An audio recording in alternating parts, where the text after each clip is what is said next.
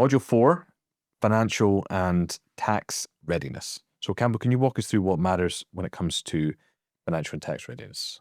Yeah, so the financial and tax readiness and the due diligence that you're going to get covered on when you sell your business is certainly the financial side is the most onerous side of the due diligence. You can imagine having half a dozen corporate finance people with spreadsheets that are 20, 30 sheets long with numbers. They go into so much forensic analysis when they're selling your business, you wouldn't believe it. So if you think you're covering things up financially, or you think you might get away with something, don't, because you will not get away with it. Be upfront. Ideally, put it right before you sell your business. And so in terms of preparing to sell your business, there are a lot of things to get right for financial and tax due diligence. In terms of the key parts of that, your ability to have clear financial reporting. So in our business, we would always produce our management accounts 2 weeks after the month end, and in a consistent format. That is absolutely key for any business. That management reporting and financial reporting has to be to the correct accounting standards. If you've got good financial support within your business or a good financial director, that's great. They should be aware of that. If not, ensure that your chart of accounts and structure of your accounts and your accounting policies align with industry standards. It's a key area where a lot of business become unstuck. Even simple things like accruals and repayments or prepayments. So, for example, you've got an annual contract, and your annual contracts might renew on the 1st of April every year, and it's payment up front, right? All those payments should be spread across 12 months. And that's it in a simplistic form. But quite often, companies may pay for a block of 20 days. And again, you need to be accounting for those correctly. And all those things will be uncovered as part of the due diligence. So make sure your accounting policies align with industry standards. Really, a buyer is looking for consistency in financial reporting. They will even look at your budgets over the last 3 years and have you hit them. So it's something you can get right historically. So just make sure your budgets align with your financial performance, or that your financial performance beat your budget. Do not have a budget in there that's, and actually financially we're 20% lower, because they're just going to be looking at your forecast and go, well, for the last 3 years, you haven't budgeted correctly. So you've been 20% down. So how are we going to believe your forecast this time? So having all that historical information correct and tracking in the right direction is really important. On forecasts, be realistic. During the due diligence process, bearing in mind it could take 6 to 9 months, if you've submitted a forecast, which you will have done to them, and you've probably submitted a 3-year forecast, a more detailed forecast for the financial year ahead, if you start to not hit those forecasts, then that erodes trust very quickly with a buyer. It really erodes trust very quickly, because they just don't trust the figures in front of them. So make sure, I would say, pull back on your forecast to make sure you're overachieving, even if that takes your growth from 10% to 7%, but make sure you are hitting your budgets during that due diligence process. Within your financial structure, make sure you've got what I would call normalization. A buyer will make market adjustments, and it's called adjusted EBITDA, because they will adjust it, either reduce it or increase it based on what they consider normalization.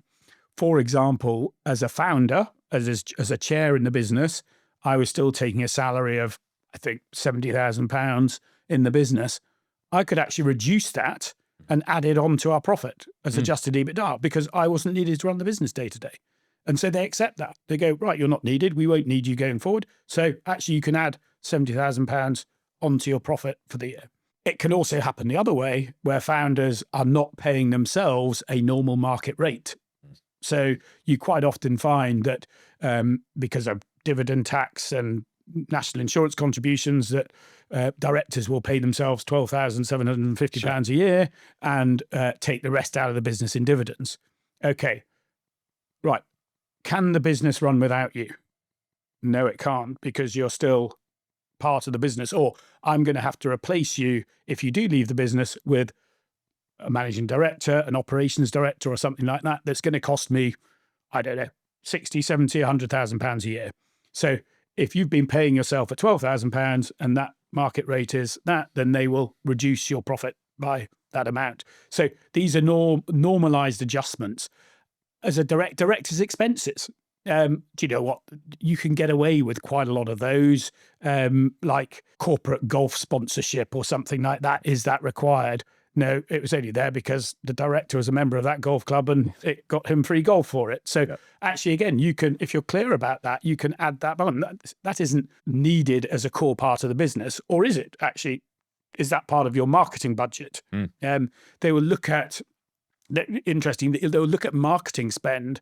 And so, okay, and people think, oh, well, we won't push on marketing for the next 3 months because that'll reduce our cost base and such like. But they'll look at that trend over the last 3 years and go, do you know what? Industry averages is that you might spend 3 or 4 or 5% on marketing of revenue per year. Why are you at 1% or why are you at 2%? We actually were quite low in terms of our marketing spend on budget level, because actually we lent on our suppliers a lot to give us marketing development funds. It's amazing how if you go to suppliers in certain industries and say, we want to really promote and push your product, you agree a growth plan with them and they will give you marketing spend that, rather than them doing it directly, they can do it through your business. So our marketing spend was actually lower as a result of that, because we really pushed that, but we counted that as a plus for our business, and it was a value add. So market normalization adjustments will be there. Try and get those, as many of those done as possible before you go to market, because they will be uncovered and they generally will be value distractors on those. Working capital is one of the biggest areas that generally gets agreed on the final week or completion account stages. So get advice on working capital requirements that is industry standard for your business, because a lot of people are caught out about this. Quite a few people are looking at their balance sheet and going, oh, well, we've got £1 million or £2 million on our balance sheet, so therefore we're getting enterprise value plus that cash, what I call cash in the business. That isn't all, just because your balance sheet says that's £2 million, that isn't all cash in the business. You will have a working capital requirement that could be 25% of that, could be 50% of that. But a buyer is looking at, okay, we're buying you for your growth potential, and for the next, certainly to the end of this financial year, we need this amount of capital to continue running the business, because what we don't want to be doing is giving you an enterprise for the value of the business and still having to put in our own cash into the business to keep it running on a day-to-day basis. So working capital adjustments are key in understanding, and a lot of founders struggle to get their head around working capitals. So it's get your accountant to look at, or get a financial advisor or corporate finance person to look at what standard in working capital for your industry, and based on our accounts as of end of last month, what would be the working capital requirements in our business, and what are they? So again, that's that. And on a value, that's if you've built your business up, and quite often what you'll find is that founders build up the directors' loans to a level, so keeping cash in the business, because tax-wise, it's probably capital gains is the most effective way to take it out, as opposed to dividends or anything else. So they have built up a level of cash in the business. So actually, the cash in the business above enterprise value is a key part of the value in the business. So having an understanding that is absolutely key. Then moving on, I think, to tax structures. We, in fact, got caught out during our process where they said that on average over the last 5 years, we'd spent £350 per person on whether it's Christmas outings or staff outings or so. And I think the annual limit is £250. Again, make sure it's properly accounted for, because you can put that down. Quite often it's training and development, and it isn't a personal expense. So you can really be called out, because buyers, if they do not want an HMRC investigation, any HMRC is a big red line for them, and they will overcompensate holdbacks or such like as a result of that. So just make sure, preferably, you are below the limits for P11D expenses and things like that. Those sort of things are really important. I think I mentioned one of the other modules, the IR35 regulations, which are absolutely key. In other words, paying consultants as an employee as opposed to as a contractor.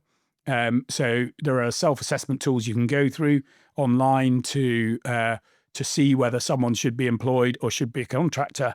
But if you've been paying someone as a contractor and they should be an employee, that is a big risk to companies, and you'll find big holdbacks as a result of that. Because if you've been doing that for 2 or 3 years, the HMRC penalties can be significant on those, and so buyers will hold back significant amounts for those types of issues. Things like up-to-date asset lists with proper revalued stock. So stock valuation, again, can be, if you're a stock-intensive business and you've overvalued stock or undervalued stock, that can be a big issue. If you've undervalued stock, for example, you would have made £500,000 last year. You could make the decision, oh, let's write £100,000 of the stock off. Oh, you've now only made £400,000 of profit, reducing your corporation tax bill. Okay.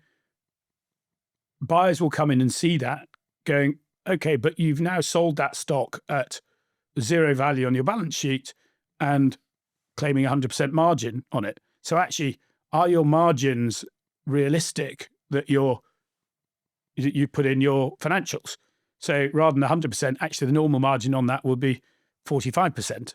So all these areas they will look at forensically, and fine, if you've got rationale for it and good reasoning for it, and it's consistent across many years, then you'll generally be okay. But if you've found you've just been doing it for the last couple of years and not following good practice, then those sort of things will be uncovered. So yeah, the tax due diligence, things like an area on financials as well, property, dilapidations on property, having your leases correct. Dilapidations on property is a big area. So if you've had a property for 10 years and it's a full repairing, insuring lease, and you've got to basically, when you leave that property, put it into the state it was before, those can be significant. And a buyer generally will not want to take on those risks. So they might do holdbacks for that as well. So these are all sort of tax areas that just get your housekeeping in order, have a clean set of accounts, have very concise, clear management reporting that's accurate, that's timely. The quicker you can get financial data to financial and tax due diligence advisors, the better, because they're judging. If it's taking you a long time to get information, they're going, well, maybe you're not in as good order as they thought it would. So they are judging you on these. So have all these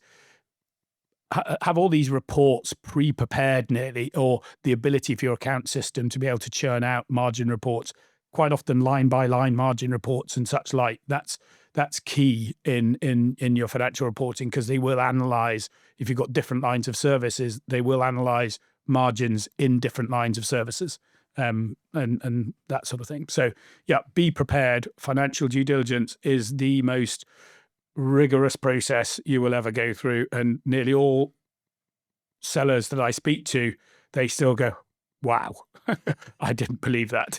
So yeah. Sorry, the final thing on that, if you've got a good financial director, brilliant, they can do a lot of that in-house.